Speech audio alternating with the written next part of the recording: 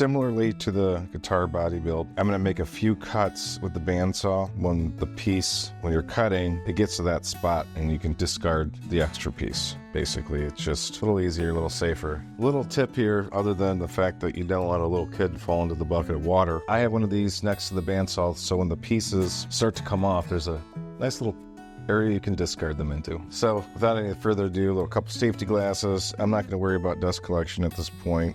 Number one, dust collection is loud. We want to make the video for you, so usually there will be dust collection, but in this case, we're just going to do it this way. And the bandsaw doesn't kick out a whole lot of particles. So without any further ado, here we go. Woo-hoo.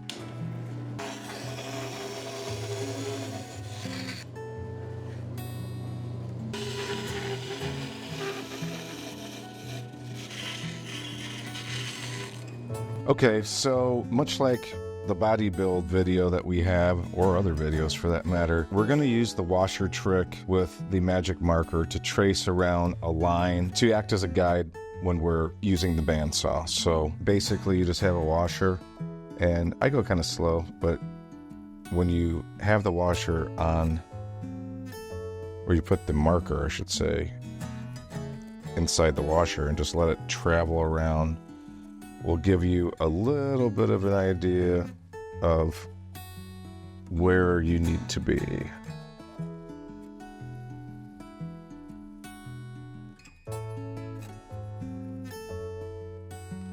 There you go.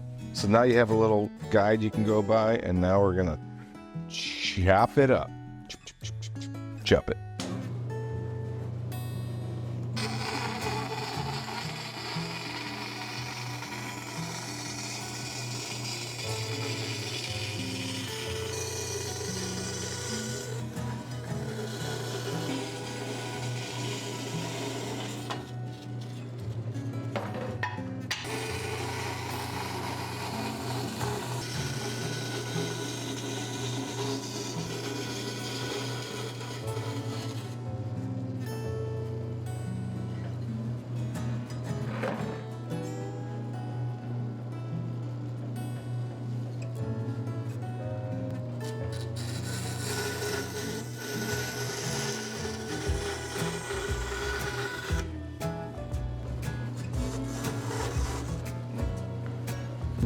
Okay, oh, I gotta do this a little bit.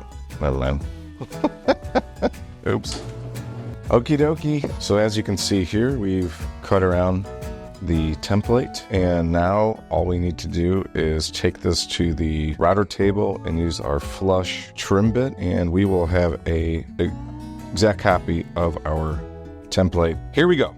Couple things really quickly. I do want to say thank you to anybody that was giving us comments from the other videos about dust collection. We do have it off mainly for the video recording, but in this case, we'll have to shoot a picture, but we actually mounted our dust collection onto the wall, and in the process of putting dust collection all throughout this area to be more efficient. But all that, thank you for your concern. Appreciate it. We're not going to do dust collection today because it's not set up. It's in the middle of that. Without any further ado, we're going to flush trim this piece of wood to the template. Let's do it. While I was doing this, I sometimes take off and then reposition myself for my own safety. And also you want to make sure that your fingers obviously are not going anywhere near the router bit. So always take your time and make sure that you have a lot of distance for safety purposes. And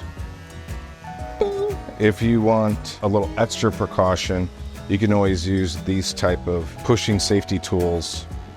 I don't prefer using these in this specific situation, but they're always a good option, especially if you don't have a whole lot of hours on the router. Let's go to the drill press.